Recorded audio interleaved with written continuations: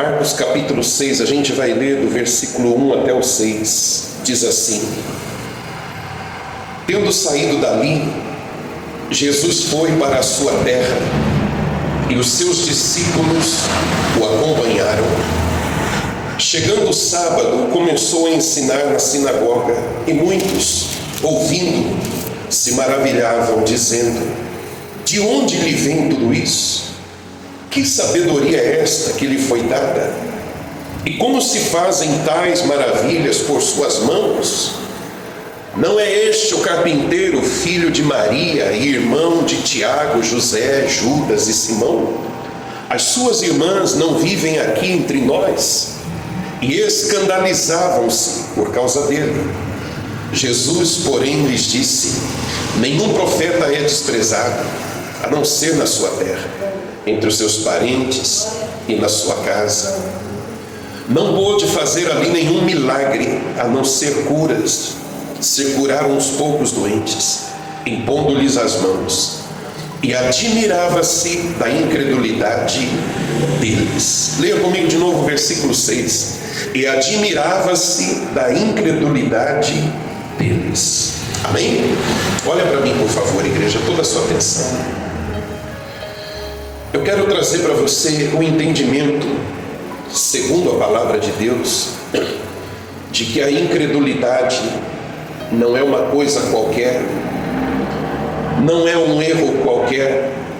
A incredulidade não é algo que não produz ameaça, perigo, não, de jeito nenhum. Eu diria para você que a incredulidade é uma das coisas que mais nos ameaçam. E não somente coisa, ela é pecado. A incredulidade literalmente é um pecado. Amém, igreja? É um pecado. O que é a incredulidade? É não crer, é não se encher, é não possuir, é não acatar a verdade do Filho de Deus, a mensagem do Filho de Deus e os atributos dele. O que são os atributos dele?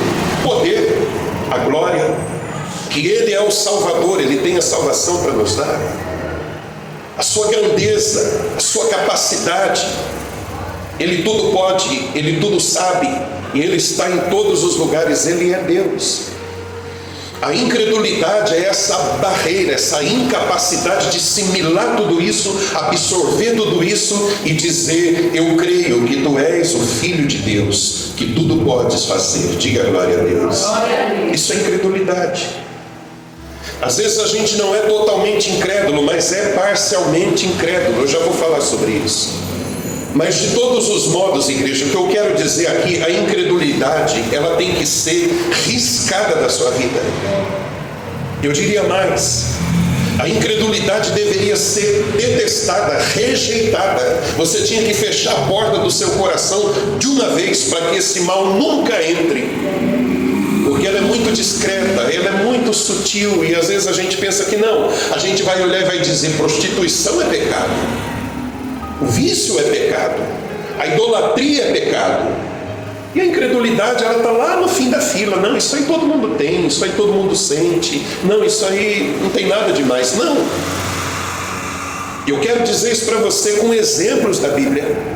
Foi a incredulidade e não outro pecado que deixou o povo perambulando pelo deserto durante 40 anos. Não foi outro pecado, não foi. Foi a incredulidade que fez Jesus repreender Tomé diante dos outros discípulos, porque não creu. Foi a incredulidade que fez Pedro afundar, porque ele caminhava sobre as águas. Que privilégio que esse homem teve! Mas duvidou, não creu, e a sua incredulidade fez com que ele afundasse. Está dando para entender direitinho, igreja? Nós estamos sujeitos a isso. A pergunta é: o que nós vamos fazer em relação a isso? Eu tenho que ter essa firme determinação dentro de mim. Não quero, não aceito, e vou lutar contra todo tipo de incredulidade. Porque às vezes a gente se gaba, a gente se acha santo demais. Não bebo, não me prostituo, não me drogo, não faço isso, não roubo, não adultero, sou incapaz de fazer o mal contra alguém, e a gente vai se achando o máximo. Mas a gente tem negado verdades sagradas e coisas a respeito do nosso Deus, sem a gente se dar conta de que isso é um grande mal e afeta a nossa vida. Então eu quero que você hoje, com essa mensagem, desperte para isso. Desperte para isso. Olha o que aconteceu com Jesus aqui, em Nazaré. Jesus, no princípio do seu ministério, ainda no começo, ele resolve ir para Nazaré, a terra onde ele cresceu. A Bíblia muito pouco, quase nada fala da sua infância, da sua adolescência, mas ela nos mostra que foi ali que ele se desenvolveu. Ali que ele ajudava o seu pai na marcenaria, ali que ele cresceu, ali que ele teve o convívio com a sua mãe, com seus irmãos, antes de dar início ao seu ministério. Nazaré. As pessoas que ali viviam conheciam a família, conheciam o carpinteiro, seus filhos e filhas, conheciam Maria, que não mais virgem, mas agora tem filhos e filhas. Amém, igreja? Nós lemos aqui. O povo conhecia essa família, cidade pequena inclusive, todo mundo conhecia. E Jesus volta para lá, agora adulto, agora pregando o evangelho, exercendo o seu ministério, ele volta para Nazaré. E a Bíblia vai dizer aqui no final do versículo 2, leia o versículo 2, diz assim, ó: chegando o sábado, começou a ensinar na sinagoga, e muitos ouvindo se maravilhavam. Olha para mim, por favor. Esse verbo aqui, maravilhar, não está numa forma positiva aqui, mas está numa forma negativa. Eles não se maravilhavam no sentido de dizer, meu Deus, que coisa linda. Eles não estavam dizendo que palavra é essa, que mensagem é essa, positivamente. Mas essa palavra, maravilhavam, significa dizer que eles não estavam se conformando com aquilo. Eles estavam perplexos de que aquele Jesus que eles viram crescer, que eles conheciam, estava agora fazendo um trabalho como esse. E isso não entra na cabeça deles. Eles não conseguem assimilar isso. Não pode ser. E vai dizer mais, leia de novo. Leia lá no versículo 3. Não é este o carpinteiro, o filho de Maria, irmão de Tiago, José, Judas e Simão? As suas irmãs não vivem aqui entre nós? E olha o final. E escandalizavam-se por causa dele. Amém, igreja? Eles estavam achando aquilo um absurdo. Estavam achando aquilo ali inaceitável. É nesse sentido que está escrito que eles se maravilhavam. Eles não estavam concebendo aquela ideia, ainda mais na sinagoga. Aquele rapaz, família mora aqui, a gente conhece um, conhece o outro, sabe o apelido deles, sabe quem eles são. A gente conheceu ele, carpinteiro. E ele agora está aqui, dentro do nosso templo, dentro do recinto da sinagoga, falando dessas coisas, falando da sua doutrina. Não, algo está muito errado aqui. Não, ele é só o carpinteiro. Se fosse no Brasil, diria, ele é o filho do Zé. Quem ele pensa que é? Ele se acha melhor do que nós para estar aqui, ocupando essa posição de mestre, de ensinar alguma coisa. É como quem dissesse assim, eu conheço você, conheço teu passado. Quem é você? É o papel do acusador, é o papel do diabo. O que você pensa que está falando aí na frente? Quem é você? Eu sei quem você é. Então eles se escandalizavam com o fato de Jesus estar ali pregando para eles. E veja mais uma vez o versículo 6, qual é o sentimento de Jesus. E admirava-se da incredulidade deles. Sabe o que isso quer dizer, igreja? É como se Jesus olhasse para tudo aquilo e ficasse também perplexo com a incapacidade deles de admitirem que ele estava ali como um filho de Deus. Mas bispo, não parece coerente? Eles são os homens da lei, eles estão dentro da sinagoga. Eles não teriam alguma razão, não justificaria o comportamento deles? Não. Porque a lei que eles tanto estudavam, a lei que eles passavam horas e horas e horas meditando nela, replicando ela para os outros. Essa lei dizia: o teu rei virá montado num jumentinho. Diga glória a Deus. Glória a Deus. Nunca essa lei, nunca uma profecia falou que o Filho de Deus viria em carruagens de ouro, escoltado, com trajes reais, e que se visse isso, então deveriam crer. Não. Mesmo a lei, o Antigo Testamento, as profecias sempre apontavam para ele como alguém simples, humilde. Isaías vai dizer: homem de dores, que sabe o que é padecer. Nenhuma beleza havia nele, ou seja, nada atrativo aos olhos, não tinha nada disso nele. Em outras palavras, não se iludam pensando que o Messias é esse tipo de gente, empoderada, uma autoridade, reverenciada entre os povos, como um rei político. Não, mas ele vai vir na sua simplicidade. Esse é o Messias, esse é o Filho de Deus. Então eles tinham tudo dentro deles, a lei dentro deles, mas mesmo assim, eles olham para ele e dizem: não, de jeito nenhum, não é possível isso. Não tem como ele ser o Filho de Deus. E Jesus, decepcionado, diz a Bíblia, ele se admirava, como quem diz: meu Deus, como pode? Não creem em mim, não creem no meu ministério, não creem no meu chamado, não creem na missão que eu recebi. E eles não criam. E por causa da incredulidade, o que é que Jesus fez ali naquela cidade? Algumas poucas curas, nenhum milagre, nada impressionante, que ele estava tão acostumado a fazer. Entre os outros, ele estava acostumado a fazer grandes milagres, mas ali naquela comunidade, na comunidade de Nazaré, ele não pôde fazer muita coisa. Mas como assim ele não pôde? O poder dele ficou limitado? Não, ele é o mesmo. Então como assim ele não pôde? Está escrito: por causa da incredulidade deles. Por isso ele não pôde fazer. Então perceba, igreja, eu já vou encerrar, que uma coisa está associada com a outra. O poder de Deus está disponível a todos nós. Diga glória a Deus. As bênçãos de Deus podem ser acessadas por cada um de nós. Então a falha não está nele, a falha está em nós. Quando nós não cremos, nós não acessamos. Quando nós duvidamos, nós não tomamos posse. Quando nós somos tomados de incredulidade, então é como se as portas se fechassem. Mas não que Deus deixou de operar, deixou de fazer. Ele é o mesmo, ontem, hoje e sempre. Diga glória a Deus.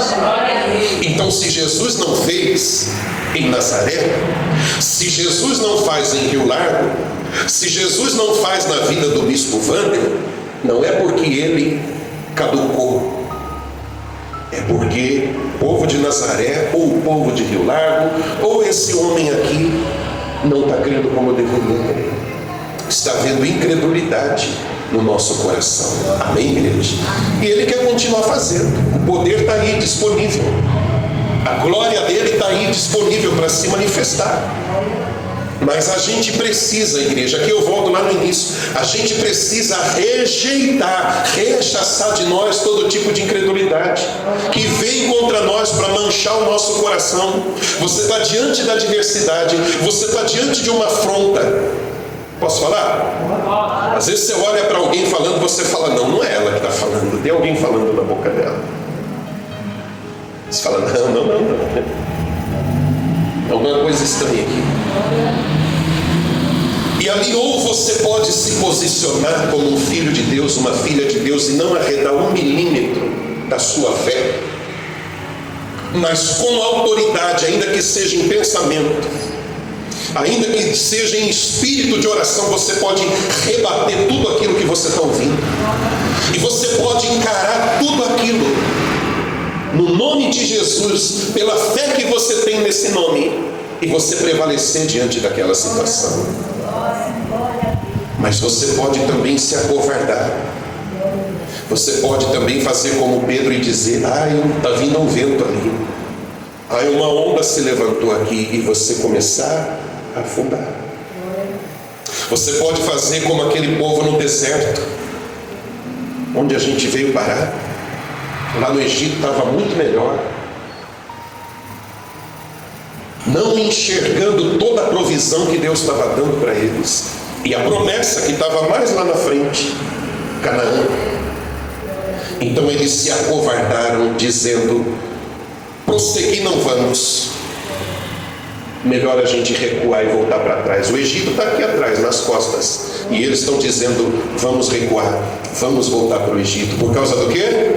Da incredulidade. Igreja, a incredulidade não é tão inocente como parece. Ela não é tão bobinha como parece. Ela é um grande adversário teu. A incredulidade é um grande adversário meu. E eu tenho a obrigação de rejeitar esse tipo de sentimento do meu coração. E quando eu perceber que o medo vai se apoderar de mim, a dúvida vai se apoderar de mim, eu tenho que me apegar às promessas de Deus. E é dessa forma que eu combato a incredulidade. É o que Paulo disse: não vivemos por vista. Não vivemos pelo que vemos, mas pelo que cremos. Se eu olhar para o que eu vejo, eu vou afundar. Se eu olhar para o que eu vejo, eu vou desesperar. Mas eu não vivo pelo que eu vejo. Há uma promessa dentro de mim. Há uma promessa revelada a mim por Deus. E baseado nessa promessa que eu vou marchar em frente.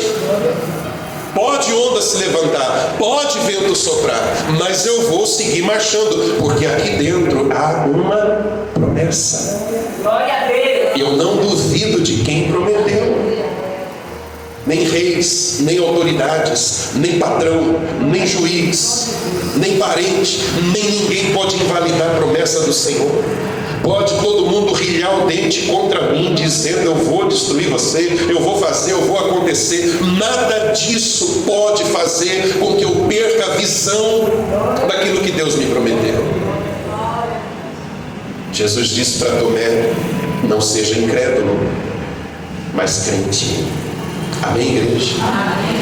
E para encerrar mesmo agora, a incredulidade ela é tão nociva, tão perigosa,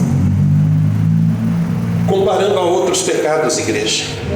Vamos supor, você vai ver na Bíblia passagens de mulher adúltera. Você vai ver passagem de mulheres com um passado terrível de prostituição. Você vai ver homens como o ladrão da cruz, salteador. Você vai ver homens como Levi ou Mateus, que é a mesma pessoa, que tinham uma profissão onde se aproveitava dela. O erro não estava na profissão, mas o que ele fazia ali, roubando,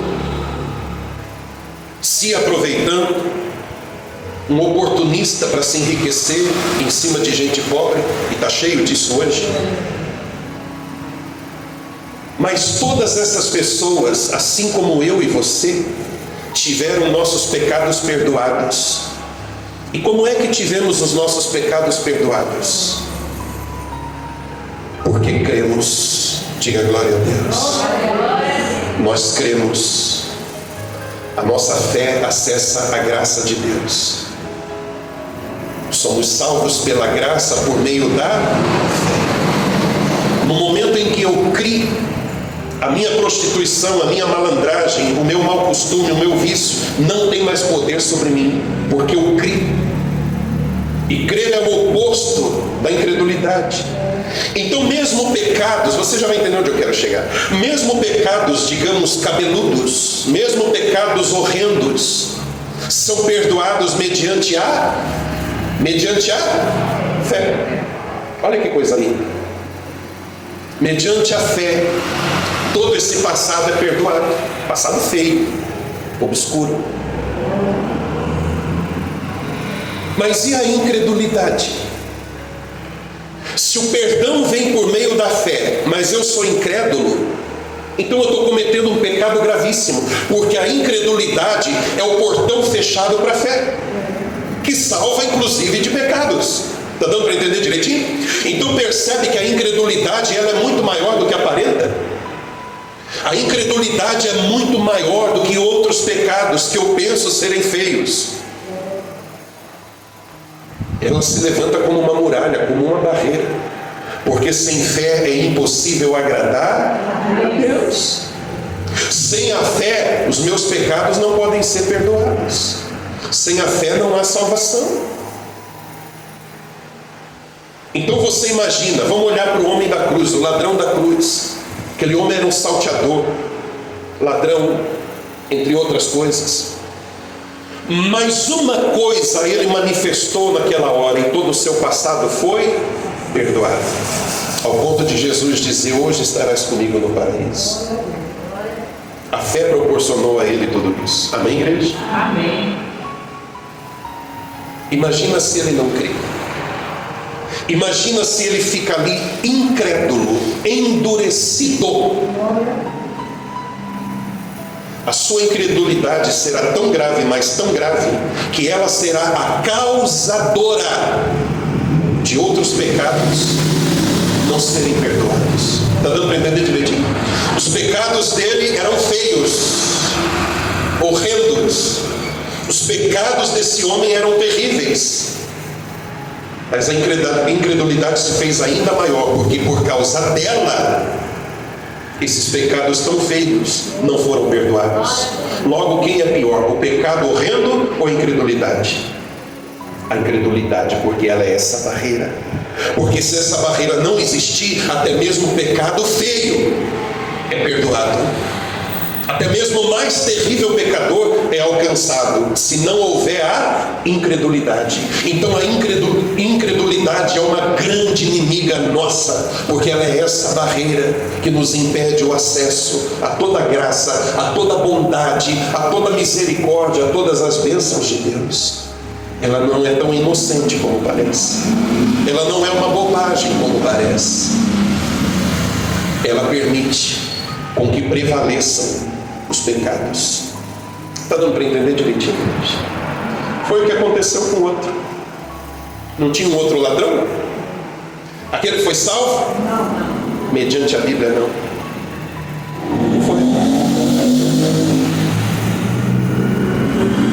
Mas ele não foi salvo, igreja. Não foi por causa dos pecados. É isso que eu quero que você entenda.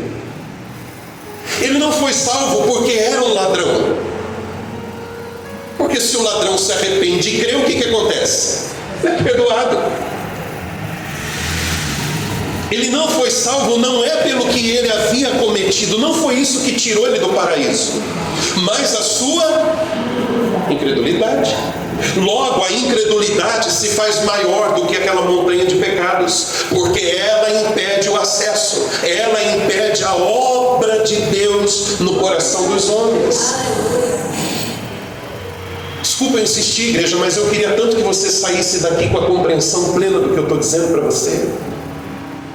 Desculpa ser insistente, mas eu quero que você saia daqui hoje dizendo: eu não vou brincar com esse negócio não.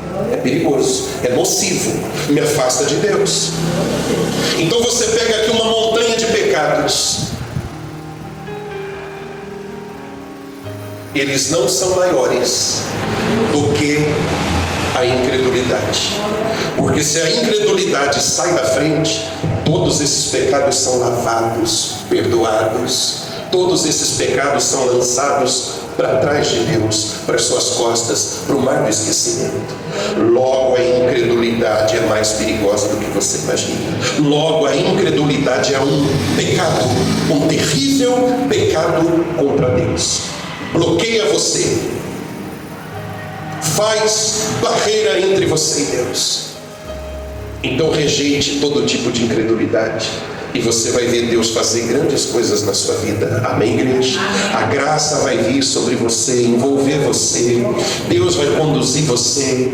Você vai ver cuidado chegando daqui, cuidado chegando de lá, graça chegando daqui, provisão vindo de lá, e a sua alma só vai se encher de alegria, de gratidão, de satisfação. Porque você colocou abaixo essa barreira chamada incredulidade. Não duvide. Diga para quem está do seu lado: não duvide.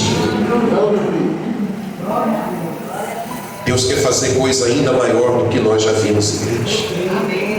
Coisas muito maiores no meu ministério, na sua vida, na sua família. Deus, Ele quer se revelar. Mas olha para Nazaré, como nós lemos. Olha para os exemplos que eu te dei: Pedro, Tomé e aquele povo no deserto. A incredulidade se colocou, se interpôs entre eles e a bênção deles. Louvado seja Deus que, por meio da sua palavra, nos faz abrir os olhos. E essa é a minha oração, esse é o meu desejo, que os seus olhos sejam abertos e que você mire na incredulidade e tenha o objetivo de derrubá-la na sua vida. Quinta-feira eu vou tratar de um assunto que tem a ver com essa família aqui, que Deus colocou no meu coração. A Bíblia cita até os nomes, Tiago e Judas, irmãos de Jesus, que não creram nele. Mas você vai ver mais lá na frente um livro chamado Tiago. Você vai ver mais na frente um livro chamado Judas. Sabe quem escreveu? Os irmãos de Jesus. Eles se converteram lá na frente. Eles se arrependeram lá na frente, ao ponto de não ousarem escrever chamando-se de irmãos de Jesus. Mas eles abrem um livro dizendo: Tiago, servo de Jesus. Olha que coisa linda. Então esses que foram incrédulos aqui tiveram a chance. E se teve chance para eles, tem para a gente também, que em algum momento foi incrédulo na nossa vida. Tem chance para mim, tem chance para você. Amém, igreja? Eu só acrescentar mais uma coisa, posso falar? Vocês viram que eu gosto de falar, né? Às vezes a gente não duvida de Deus pelo que Ele é. A gente já está plenamente convencido. Ele é grande, Ele é poderoso, Ele pode tudo. Ele é maravilhoso, Ele abriu o mar, Ele fez chover pão, fez água sair da rocha, Ele é Deus. Mas às vezes a gente é incrédulo por causa daquilo que nós somos. E a gente olha e fala: não, logo eu. Tem gente melhor que eu para ser abençoado. Ele faria isso na minha vida. Tem gente com mais pedigree, tem gente com mais notoriedade para ser, né? Eu. Então a gente às vezes imagina que a bênção vai cair ali, na vida do outro, mas aqui o raio cai lá, mas aqui não cai. Então não é pelo que Deus é, mas você olha para aquilo que você é. E isso não torna a sua incredulidade mais nobre, mais bonita, de jeito nenhum. Continua sendo incrédulo, porque Deus não faz distinção de pessoas. Deus age por meio da fé. Seja grande, seja pequeno, seja rico, seja quem for, Deus não faz acepção. Creia. O poder está nele para fazer na vida dos que creem. Não é do endinheirado, não é do capacitado. Não, porque se fosse assim, a gente poderia olhar para esse Deus com desconfiança. A moral dele não está muito correta. Mas sendo Deus como é, Ele faz na vida de quem Ele quiser, por meio da sua fé. Guarde isso no seu coração. Amém, igreja? Você pode se julgar não merecedor, e não é. Mas se você crê, você vai alegrar o coração de Deus. Porque se sem fé é impossível agradar a Deus, por meio da fé nós agradamos ao nosso Senhor. Fique de pé no seu lugar, vamos orar.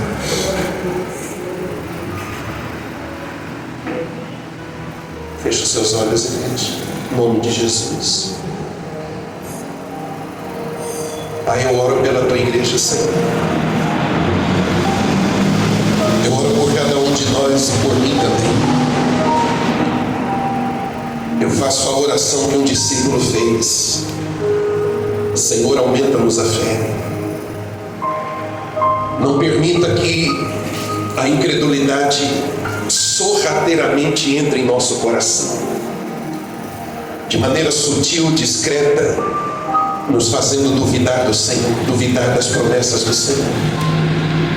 Não permita que a incredulidade crie raízes em nosso coração, que não venhamos ser como Tomé, Pai. Por favor, nos ajude. E se alguém aqui está passando por um momento assim, se alguém está passando por uma crise nesse momento, que o Senhor venha fortalecer a fé dessa pessoa. Que o Senhor, meu Deus, venha trabalhar no interior dela. Tira a venda dos olhos, Pai.